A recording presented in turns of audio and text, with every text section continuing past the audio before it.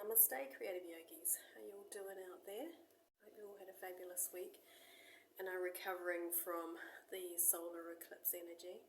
I actually put a post up, so I hope you got to see that, of the beautiful energy of the solar eclipse. Someone took an amazing photograph and just how chaotic it was, which explains why we were feeling pretty chaotic. But now that that's settling down, we can kind of tune into the more subtle, softer energy of the moon, which in itself is interesting. I think just really feeling that, embodying the difference between the solar energy, how powerful that can be, and the lunar energy. And it's a different kind of power. It's much more connected to our feminine side, our softer sides, and just really tuning in there and listening and paying attention to what's going on in there to help us get into balance with our feminine side. So this month, of course, is all about the air element, which is the high, the higher up we go in the chakras and we're here in the heart space, the high vibrational, lighter the energy is. And so it's very much about creating space in our lives and starting to really see the value of that and appreciating how important it is to be still, to take time out and to just be. And of course, when we're really, really busy, that's probably one of the hardest things to do, is to realize how important that is and how vital it is to be balanced and all that sort of thing. So one of the things that I teach my students from pretty much day one when they arrive into my class is a very basic pranayama exercise, which helps us to start to embody this idea of space, the stillness. So it's the counting the breath. So you inhale for the count of 5, you pause, complete stillness, and then exhale for the count of 5. And so in that pause, that complete stillness, what we're doing is we're absorbing all that lovely oxygen into our bodies. We're making the most of the breath, and we're taking in all that gorgeous, lovely, life-affirming stuff. And then we're exhaling away what no longer serves us. And then there's space to take a deeper inhale and take in more of that life force energy, that prana. So it's teaching us the value of that potentiality of being able to hold the space to allow for all that absorption, for all that magic to happen. And so translating that into our daily lives, what can happen, especially as we're in this modern life that we live, is that we can get really, really busy, doing more and more stuff. And along the way, we can fall into the trap, and I've done it myself, of feeling like we have to do everything ourselves. And so, of course, as a result, there's not enough hours in the day because we're not superhuman. And also we can't be everywhere at once. And we've only got so much energy. And we need to sleep at some point, and we need to refuel ourselves and all that sort of stuff. And also we don't know everything. So we're basically setting ourselves up to fail, which we're well aware of. We know we're going to drop the ball at some point, and that stresses us out even more and makes us very anxious and worried about the future. And we're not in the present moment at all. We're just constantly in this heightened state of anxiety about our own lives, and we feel like our own lives are totally out of control, and almost like it's got, we've just taken on too much and we can't cope. So the antidote for all of that is to something that is very counterintuitive when you're that busy, is to actually take a break and sit back and breathe and just take that time to be still. And the techniques that help us to find our way to stillness is our pranayama, our breathing exercises, whichever ones you like doing, just do them. And our meditations, our guided visualizations, they help us to be still and peaceful. Our chanting as well, very, very useful, I find. So maybe you're in the car and you can be chanting, and that will take you into that place of stillness. You can carve out moments in your busy life to get there, to get into that calm centeredness in yourself.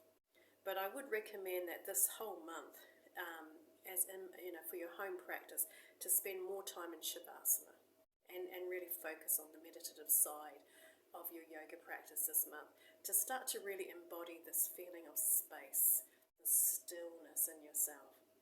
And it's in that stillness that the inspiration percolates to the surface, the solutions come up, And instead of us thinking we have to do everything ourselves, we just kind of fall into a partnership with the energy around us. We start to realize we don't have to do everything ourselves. There is guidance, there is assistance all around us. This lovely energy that's around us at all times is there to support us. Because, of course, we're made of energy, so everything is about vibration and really finding our way to that high vibrational stuff. So how this actually works on a brain level is that going into that still place in ourselves through our meditation, our chanting, what happens is we switch off from the left brain, which is our logical side, which is that worrying side, that list building side, all that sort of practical, pragmatic side of ourselves, and we fall into our right brain, which is our creative side. And that's where the inspiration happens, that's where the magic is, that's where the eureka moment is going to come from. So instead of striving to try and find solutions, it's actually about being still and peaceful and trusting that the answer will arrive, the answer will come to the surface. And when you operate from the inside out in that way, what happens is that you take inspired action. You check in with yourself first and then you take action, that kind of thing. And that way you're more than likely to have a very, very interesting, colourful and on-track kind of life. So it's a very different way of operating than most Westerners kind of do, because what we tend to do is look around, go, oh, that person's doing that, I'll follow them, and they seem to know what they're doing, I'll try that seems to be, what that expert said I should do it that way, and we're constantly kind of following other people and their ideas. This way we're actually tuned into our own truth and listening to our own inspiration and begin to trust ourselves that we actually have the answers, or that we're open to receiving the answers. So it's a very interesting way of operating. And I've found that since I've started to make that shift away from external stuff into internal stuff, my life is really transformed. It's really become quite beautiful, actually. Speaking of which, I'll just show you what I'm doing at the moment. So look at this beautiful plant. This is actually a ginger flower, and they're all around me in the tropical gardens around me. And I've been very inspired by these beautiful plants in my paintings at the moment. So I shared with you last week this beautiful meditation, which is with swimming with the baby dolphins, and that really inspired me to start to play with these two colours together, so the Swadhisthana chakra, because in that meditation it's that combination of the water element and your higher heart. That's what that meditation is about, working with those two things together. So the Swadhisthana chakra is orange, and the higher heart is pink. So I've been working with pink and orange as colours, and I've been creating these little paintings, and I'll show them to you. So this is the first one, very abstract. I'm really liking that one for some reason.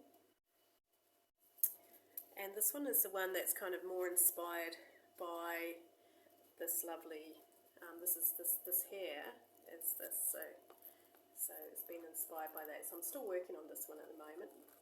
So this is more inspired by the lovely shapes of the flowers around me. It's still connecting to those colours. And then there's this last one, which is, I don't know, you have no idea about this one at all. It's just totally random. Excuse me, I'm going to sneeze. Excuse me. Sorry, that's from the flower. So, sorry, there you go.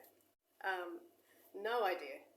Just random. I quite like this one because it's sort of almost like a cartoon or something. I don't know. It's this little thing seems to be a little person or something. I don't know. I really love abstract paintings because they just have a life of their own, and there's no kind of real dialogue. There's no kind of narrative around them. They just become what they are. And when I paint, which was going back to this idea of going into the right brain, for me, painting is what helps me to find my way to that spaciousness. Really, I just go into this meditative state as I'm painting, and the end result's almost irrelevant, I just enjoy doing them just because of being in that beautiful space with myself. It's so gorgeous. Alright, so that's what I've been doing, and been really enjoying bringing a bit more colour into my life. So let's choose a Moonology, and shout out to Valerie. Thank you for sending that lovely message to me, and I'm glad you bought the Moonology cards.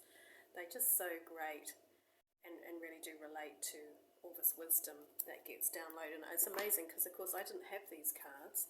I've only they've been recently gifted to me. But it's amazing how on point they are to the stuff that I kind of receive from the moon. So what do the creative yogis need to know right now? Let's tune in. What do they need to know? What do the creative yogis need to know? Let's tune in. Ooh. It says emotions are running high, which I think is actually that's a leftover from the I'm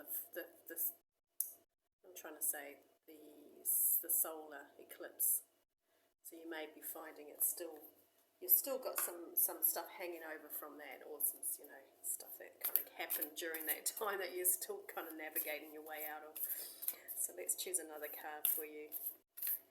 What do the creative yogis need to know right now?